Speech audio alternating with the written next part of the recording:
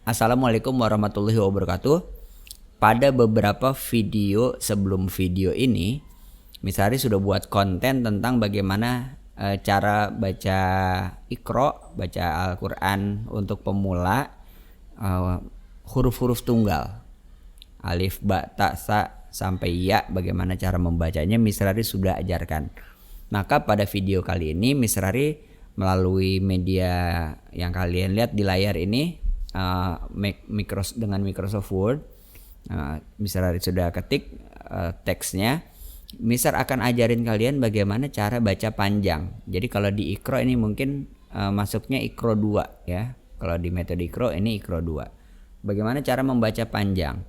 Langsung aja, asumsinya kalian udah kenal huruf ya. Tapi kalau belum kenal, di sebelah kiri ini Misrari sudah kasih gambar huruf tunggalnya. Ini gho. Ya, huruf tunggalnya kayak gini nih kalau tunggal. Ini dibacanya gho. Yang ini sa, yang ini la. Kalau kita gabung, coba ikut ya. Gho sa la. Coba sekali lagi. Gho sa la. Nah, bagaimana gho sa la dibaca panjang? Caranya adalah dengan memasukkan huruf alif yang berwarna merah ini ke dalam teks ya. Gho sa la. Kalau diselipkan alifnya di sini setelah gho, maka gho-nya menjadi panjang. Gho sa la, panjangnya 2. Enggak boleh lebih dari 2. Coba ya, sekali lagi. Gho sa la. Kayak gitu. Gho salah ya. Ini kita fokusnya pada vokal A dulu ya. Jadi panjangnya dengan menambahkan huruf alif. Coba kalian baca ya. 1, 2, 3. Coba sekali lagi. Baik, sekarang kita baca sama-sama. 1, 2, 3. Gho salah atau gho salah, seperti itu. Kemudian huruf di bawahnya ini sya. Kalau yang di atas tadi sa, yang ini sya. Kemudian yang di tengahnya ini apa? Nah, huruf tunggalnya ada di sini. Fa, sya, fa. Yang ini a, syafa'a. Ulangi. Syafa'a. Nah, bagaimana syafa'a bisa menjadi panjang? Coba kita lihat. Kalau kita selipkan alif yang warna merah ini di sini misalnya atau di sini, maka akan menjadi panjang. Huruf yang sesudahnya ditambahkan alif, maka huruf itu akan dibaca panjang. Contoh, kita taruhnya alifnya setelah fa, jadi fa-nya panjang. Syafa'a.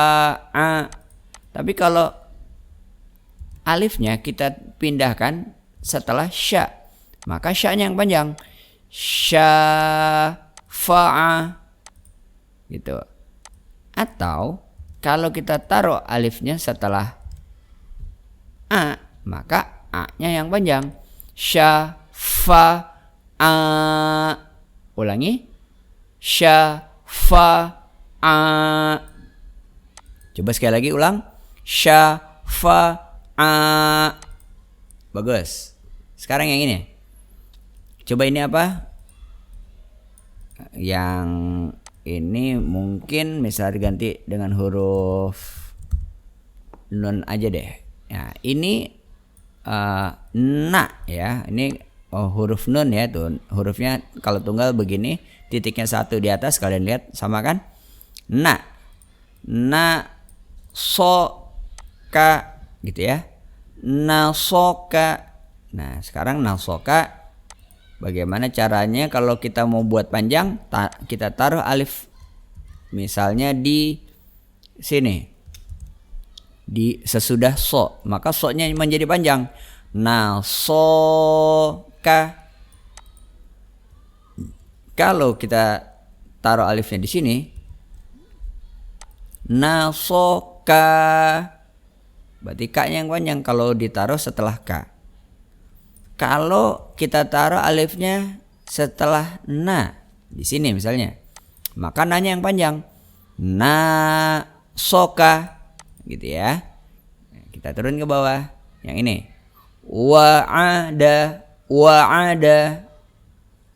Maka kalau kita taruh alif di sini setelah wa, maka wa-nya menjadi panjang. Wa'ada. Kalau kita pindahkan alifnya setelah a, maka a-nya yang panjang. Wa'ada. Kemudian kalau kita taruh alifnya setelah da, maka da-nya yang panjang. Wa'ada. Kayak gitu. Sekarang kita pindah ke atas dulu deh. Yang ini ya. Ini apa ini? Titik 2 di bawah. Ya, hurufnya di samping nih. Ya. Oke. Ya, sya, ro. Apa? Ya, sya, ro. Ulangi. Ya, sya, ro. Nah, sekarang kalau kita mau bikin ya, sya, ro menjadi panjang, kalau setelah huruf ya, setelah ya kita kasih alif, maka ya-nya jadi panjang. Ya, sya, ro. Tapi kalau setelah sya baru kita kasih alif, maka sya-nya yang panjang. Ya, sya, ro. Tapi kalau setelah ro kita letakkan alifnya, maka ro-nya yang panjang. Ya, sya, ro. Seperti itu ya. Kemudian ini ro, ha, ma. Ini ha. Hurufnya kalau tunggal seperti ini.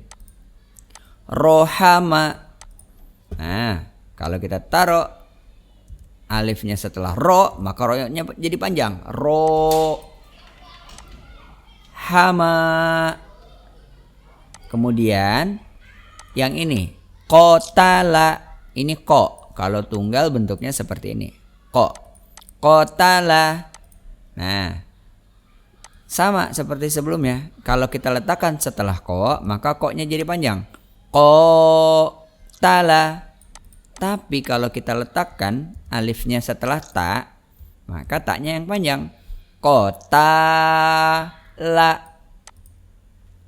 Nah, seperti itu. Tapi kalau kita letakkan setelah la, maka la-nya yang panjang. Kotala. Kotala. Maaf, jangan terlalu panjang ya. 2 aja. Kotala. Gitu. Kemudian polaba. Nah, polaba.